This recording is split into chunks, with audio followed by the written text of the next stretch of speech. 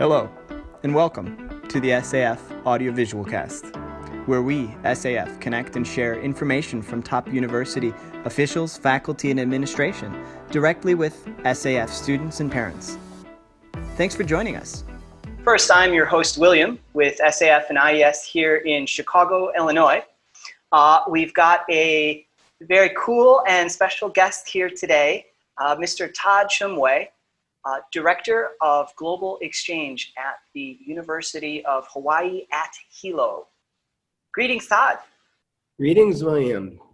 So Todd has studied undergrad in LA at a top-tier school, Occidental, but you're originally from the Midwest. So I mentioned that both specifically because I'm based in the Midwest, and also it seems like you have gone further and further east in your career. So since then, you'd also spent some time working in Japan, and now you are in the Pacific working at the University of Hawaii Hilo on international ed, which you've been doing for some time. Can you maybe introduce yourself a little bit to our viewers and listeners? Sure, William. I want to start by saying aloha to everyone. Aloha means hello, welcome. In Hawaii, it's an important word in the islands, and it represents our welcoming nature. As William said, I'm originally from Minnesota, which is in the Midwest and a very cold place for much of the year. So I have very gradually moved my way south and west and ended up as far south and west as you can get and still be in the United States, in the island of Hawaii, which we call the Big Island because it's the biggest of 8 Hawaiian islands, in the beautiful town of Hilo. And as you can see behind me, we're famous for our flowers, our green and wet and warm environment. Great place to come to for vacation or for school. As William said, I went to school in Los Angeles at Occidental College, which some people may have heard of because Barack Obama actually started his college career there after coming from Hawaii. So he and I have paralleled ourselves a little bit. I spent many years working in California, both in Los Angeles and San Francisco, ended up in Japan for a few years, and then settled in Hilo, which has been my home for 24 years. Very, very cool. And now, Todd, can you maybe tell us a little bit about your current role with the University of Hawaii at Hilo? Yeah, I'd love to. So my title is Director of Global Exchange. And so my primary job is I work with exchange students. So we'll talk more about this, but UH Hilo has a lot of international students. About 8 or 9% of our student body come from other countries. And of those, a big chunk of them are exchange, or we call it also visiting students. So students who come here for 1 or 2 semesters and then return to their home country. Now, some of them actually love it so much that they end up staying forever. But most we consider, these visiting students. And so my job is to work with schools all over the world, other universities, and then of course organizations like SAF who help students do this 1 or 2 semesters in another country. And I do everything from sometimes picking students up in vans to helping advise with their classes, to working with professors, to helping with housing, plus we do separate programming where we introduce students, exchange students. We try to get them to focus on Hawaiian culture and what being Hawaiian really means. So my job encompasses all kinds of things, but it's primarily just to make sure that international students here have a good experience. Wow, and it sounds real exciting. What do you like most about it? The students. That's a no-brainer. All of us who are in this job, all of us, we don't do it for the money. We don't do it for the glamour. We do it because, well, one, we think it's important, and I think it is important. It's important to have, encourage that exchange, encourage intercultural interaction. Especially now more so than ever. But in addition, the students are just fascinating. They're great. The students who choose to come to a place like Hilo, it's kind of, they self-select.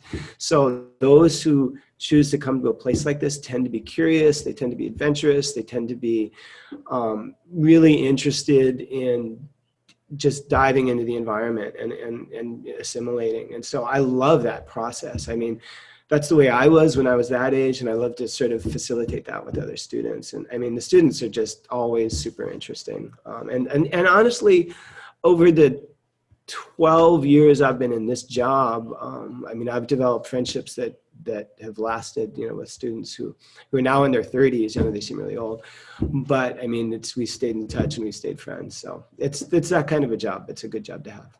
Hey, Todd, 30s is not old. I don't know what you're talking about. No, it's not. No, I mean, I don't think so. I'm like, that's not old. We should ask a student and see what they say. But on the topic of student questions, a lot of our listeners and viewers, maybe they've heard the name Hawaii, but aren't exactly familiar with it. You mentioned before it's the farthest west and south in the United States. It's kind of in the U.S., but it's not in the U.S. How does it work? Can you maybe introduce that for us? Yeah, it's a great lead-in, William. It's in the U.S. and it's not. So when I moved here, I was coming from 2 years in Japan, and I was not ready to return to the mainland U.S. Just culturally, physically. I was still very much in Asia mentally, and so Hawaii was a perfect destination. It has a very Asian culture because of all of the immigration originally from Japan, then China, then Korea, then the Philippines, primarily for the sugarcane, which Hawaii was one of the primary producers of sugar for about 100 years. And so a lot of the workers came from Asia from the 19th century up to the 1950s and 60s. And so as a result, Hilo in particular has a very Asian character. A lot of Japanese settled here, and now third, fourth, fifth generation. Chinese, of course, as well, even before the Japanese, Korean. So our food, our language, our customs are very Asian in a lot of ways. But one of the things I want to talk about our university is that we were recognized by both the Chronicle of Higher Education and U.S. News and World Report as the most diverse four-year university in the United States. So over the last 4 years in two different major national publications, we've been named the most diverse university. And that diversity is in part because of our international population, but it's also in large part because of our local population is so diverse. Students who identify, you know, with multiple different ethnicities. So, you know, when you look at a place like a melting pot or a salad or whatever you want to call it, I mean, we definitely represent that. So I just learned some things, and we also had a very good introduction to the culture of Hawaii, without mentioning what I thought might come up, which it would be either poke or surfing. So very, very cool. We can save those for another time, right? And I guess also we've talked a little bit about the cultural features. Geographically, it's also quite an interesting place. Can you tell us a little bit about that?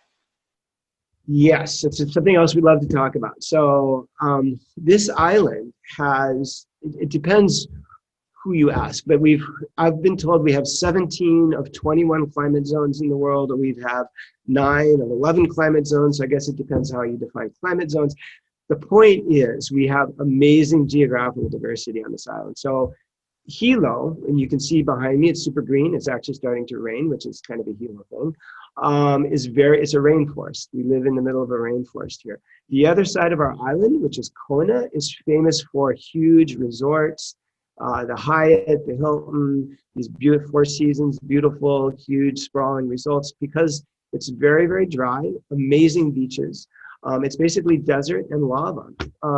The north part of our island actually kind of looks like Switzerland. It's cold in the winter. It's up about 4,000 feet, and so it's cold. We actually have snow on this island on Mauna Kea, which is the tallest point in the Pacific Ocean. It's about 4,000 meters tall. And so you can go from snow, if you want, you can actually snowboard up there in the morning, in the winter, and you can drive 2 hours, hour and a half down to the beach and go surfing in the afternoon. I mentioned surfing too, but I didn't. So, and you could have poke for lunch along the way. But but the point is, this island just has amazing diversity. We have green sand beaches, black sand beaches, white sand beaches. It's a really unusual place, and because of the geographical diversity, actually, we get a lot of sort of academic focus here. We have some of the most prominent geologists in the world come here because of our volcanoes, our active lava flows, which they come to see and to study. I've mentioned Mauna Kea, which is our tallest mountain, and it gets snow in the winter. It's also the premier place for astronomical research in the world. Japan has their national telescope here. Canada has their national telescope here. China is part of a telescope program up here. So we have a lot of the premier astronomers actually in the world live in Hilo, and they work with the mountain. So, we just have this amazing geographical natural diversity for what's really a small island in the middle of the ocean. Certainly. So it sounds like a really compelling opportunity for those that are in the sciences to study. If I'm hearing you correct, would there be any other areas you'd like to touch on regarding academic pursuits of the school or academic concentrations? Yes, thank you for giving me, leading into that. So, well, we do call ourselves like a living laboratory. And one of the things we focus on at Hilo is that for students studying in the natural sciences, whether it's geology, marine science, astronomy, biology, a lot of our work is hands-on. A lot of our work is done in the field. So we have a boat, the school has a boat. So students in marine science do a lot of their lab work actually out on the ocean, collecting samples, doing, comparing things. We also do, we have a farm. This side of our island is where most of the agriculture is done in Hawaii. So we grow like macadamia nuts, hearts of palm, tea grows here. Coffee is famous. The Kona coffee from our island is very famous. So our farm, and also of course all of the fruits, rambutan to mangosteen to lychee to whatever, papaya, pineapple, it all grows here. So a lot of students come for agriculture and biology and do work on our farms. So a lot of their coursework is actually done outside. Same thing with geology, with our active lava flows. We're home to the Volcanoes National Park, which is one of the largest national parks in the United States.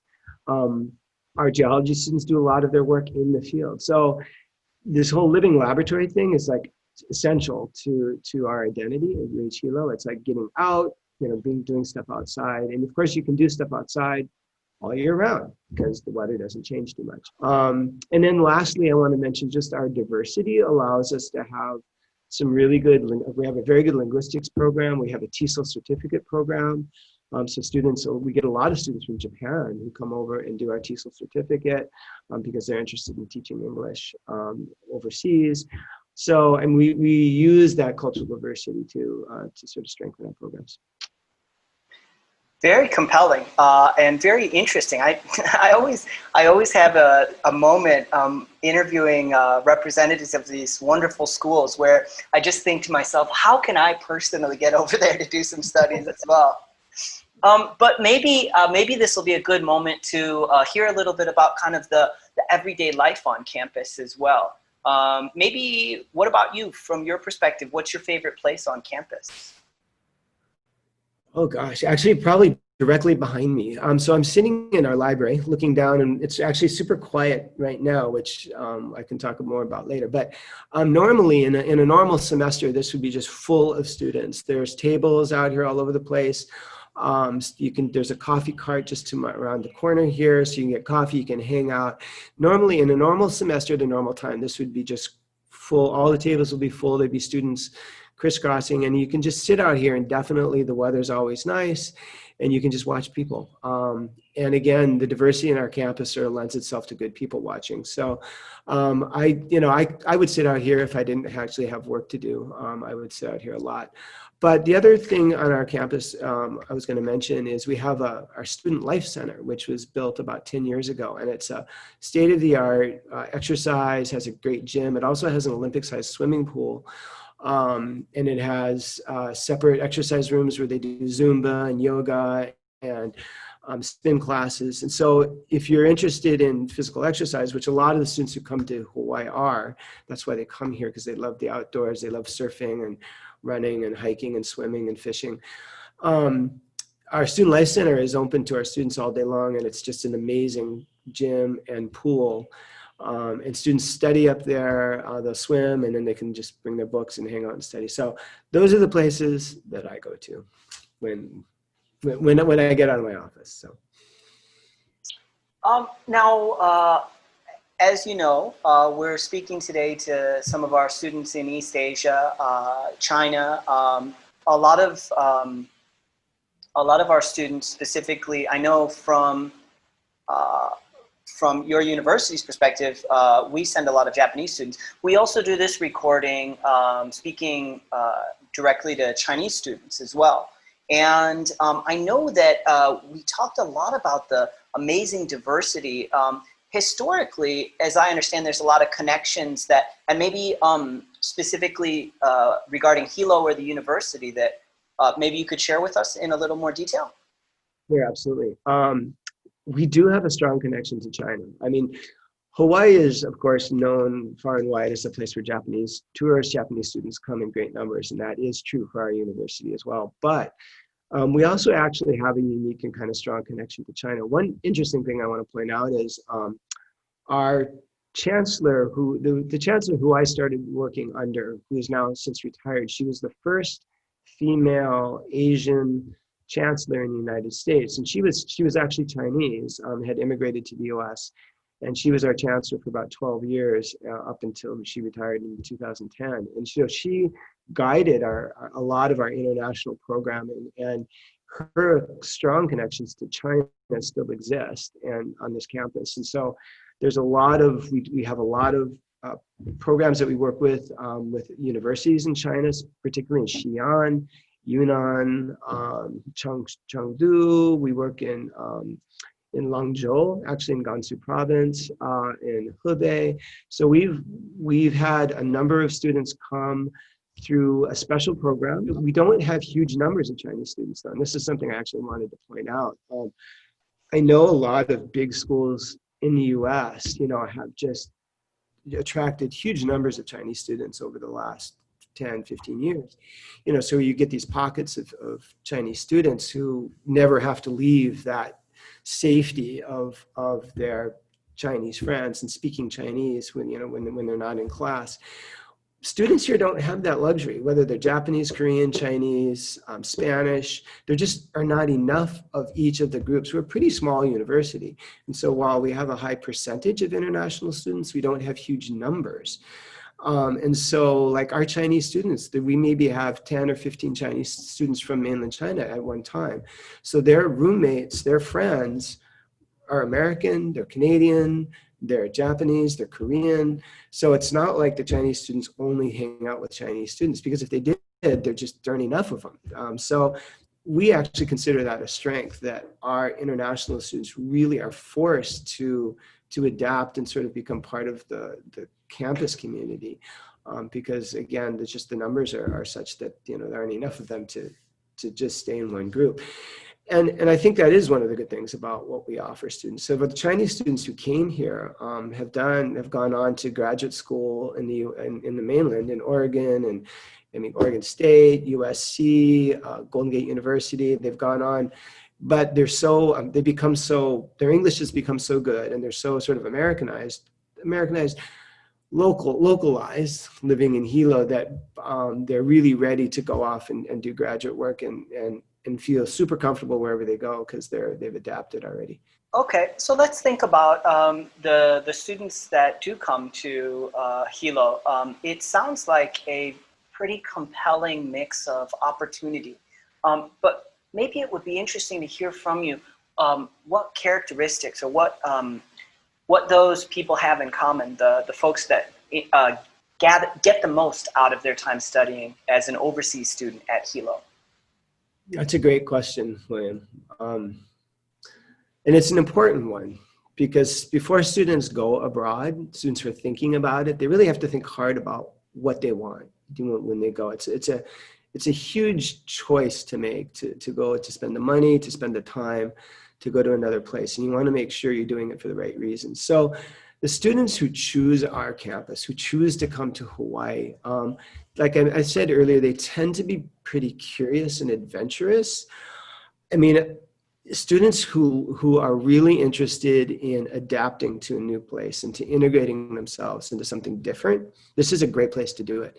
I mean, students who are really focused on nightlife, going to huge college football games, going to the mall, they're going to be frustrated here. We're not a big city. We're a fairly small, middle-sized town on an island, and so definitely students who love the outside, who love to be, at the ocean, who like to fish, who like to surf, who want to learn to surf. That's the type of people that do well here. People that are fascinated by, plants and being in the outside and, love biology and love astronomy. They love it here. And some of them never leave. They just stay forever. It kind of happened to me, actually. Right on. And I guess it would be interesting to hear if you have any, maybe one or two examples of students that, international students who have succeeded coming from the campus.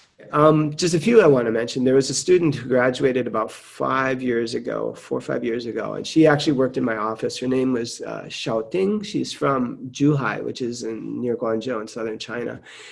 And she had a friend of a family friend who knew somebody in Hilo. So somebody said, oh, you should go there for college. So she knew next to nothing about Hilo, about Hawaii. So she came.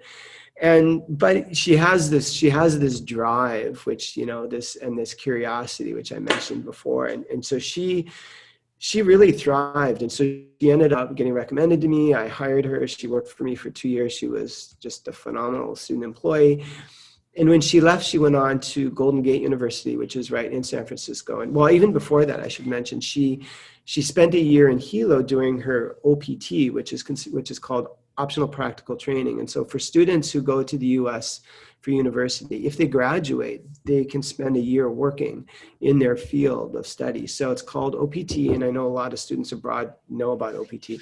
You do have to graduate from an American university, but you can get a year of working experience. So she did that. She was an accounting major. She worked in an accounting office in Hilo for a year, went to graduate school, and now she's working she finished her master's in San Francisco. Now she's working for, I forget which, one of the technology companies in San Francisco, running an accounting, she's got an impressive, like, vice president, not vice president. She's got an administrative supervisory role in one of the tech companies living in San Francisco, and she just loves her life. But that happened because she was in a relatively small school. She was allowed to sort of have a ton of opportunities here, and she took advantage of it because she was brave. I was going to mention one more student, a Japanese guy, who actually he was a student of mine, and then we became really good friends. We both play soccer together, and anyway, we stayed really good friends. But now he has this really impressive position at Uniqlo in Tokyo, and is making a ton of money. And he comes over to Hawaii every so often to manage the retail outlets here. So we see him, and I see him in his suit, and I knew him as a scrubby 18-year-old. And anyway, so it's stuff like that I see. And again, he was another one of those guys that just was fearless and took advantage of everything that he could here, and it gave him not just the academic skills, but the confidence to, like, go off and do things with a whole variety of people. That guy particularly works mostly international now. And so his English that he got here and his ability to interact with people from all over the world has served him really well.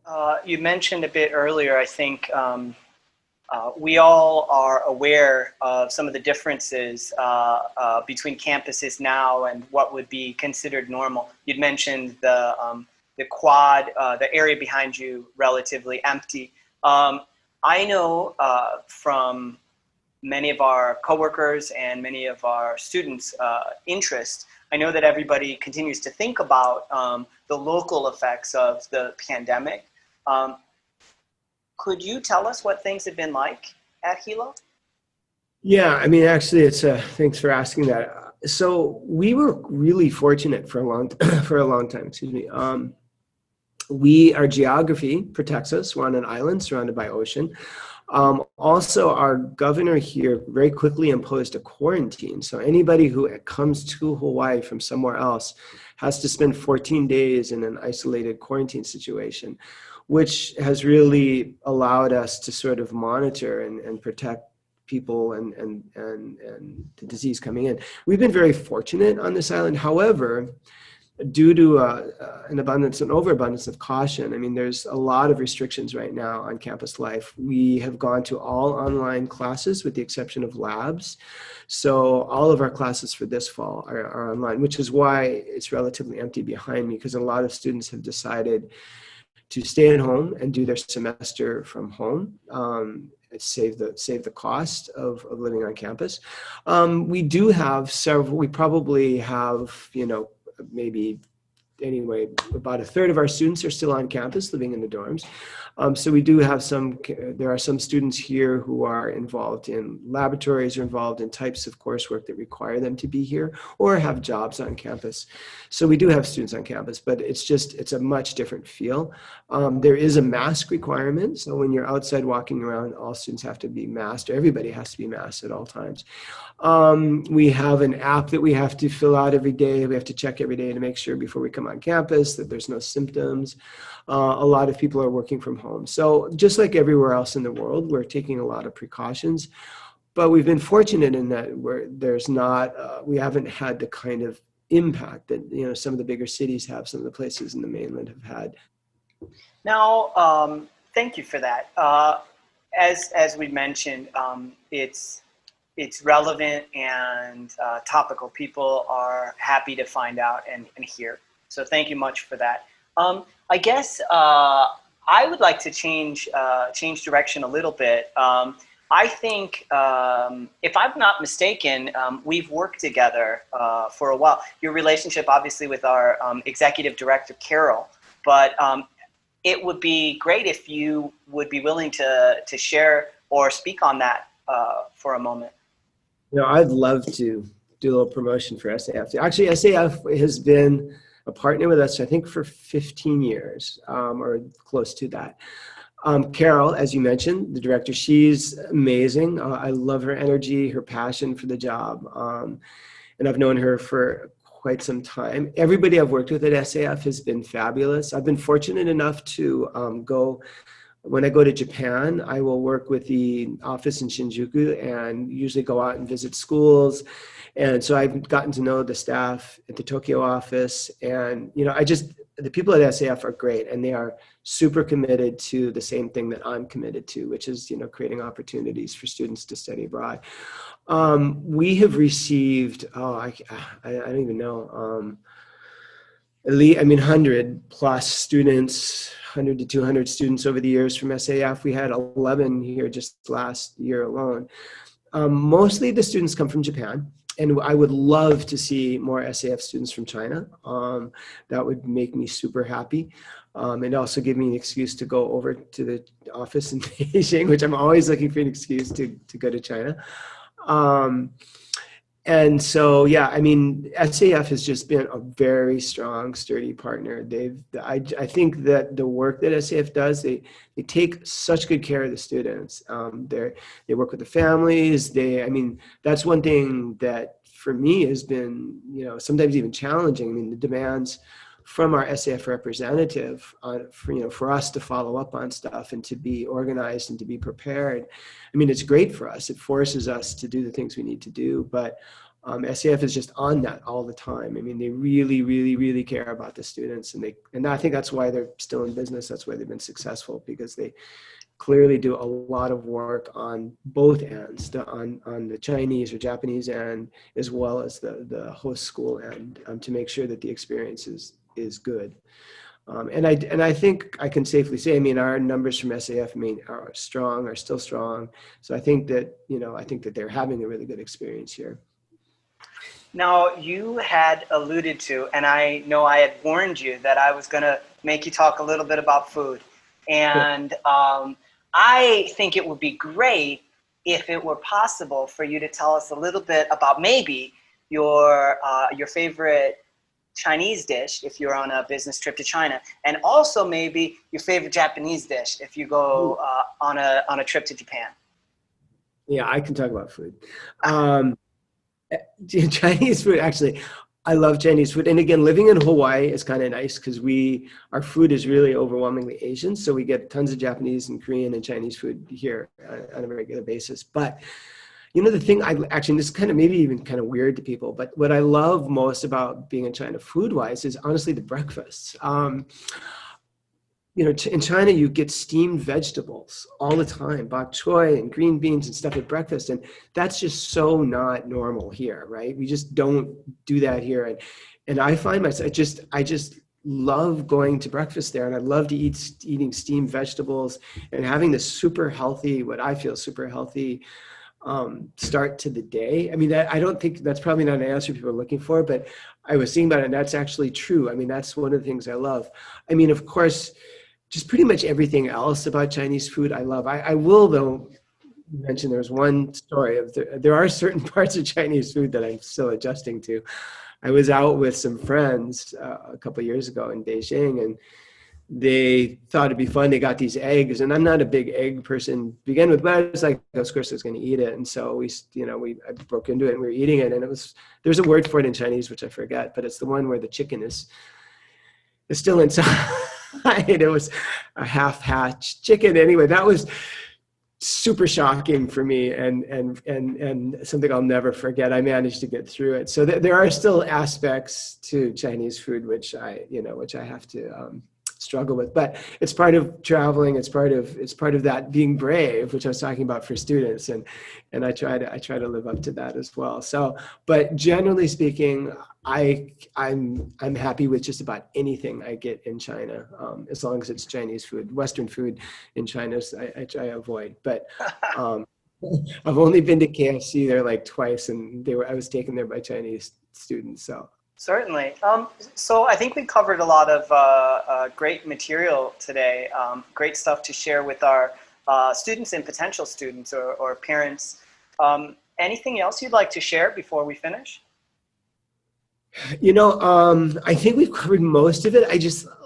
Especially since I know that this is going to be shown in China. I mean, China is still, it's a difficult market for schools in Hawaii, because I think it's overlooked by a lot of Chinese students. But I think I'm hoping that they'll look at this and see a place for them as well, and so that we can get more students from China to come, and I think that will start the flow. I mean, the diversity we have here, the ability for Chinese students to come and integrate in this environment is something that I think it would benefit our university and benefit the students from coming through SAF to appreciate this campus. So I do hope that this sort of reaches out and gets to them. And otherwise, I just want to say mahalo.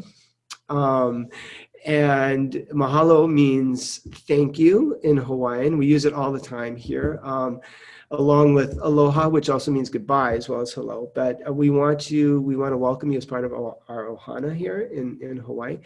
And I think that it'd be a great place for students from China to come, students from Japan, and we just welcome you. And I thank you, William, and Carol, for giving me this opportunity to sort of brag about our campus. Well, Todd, thanks so much. Really appreciate it. Thank you.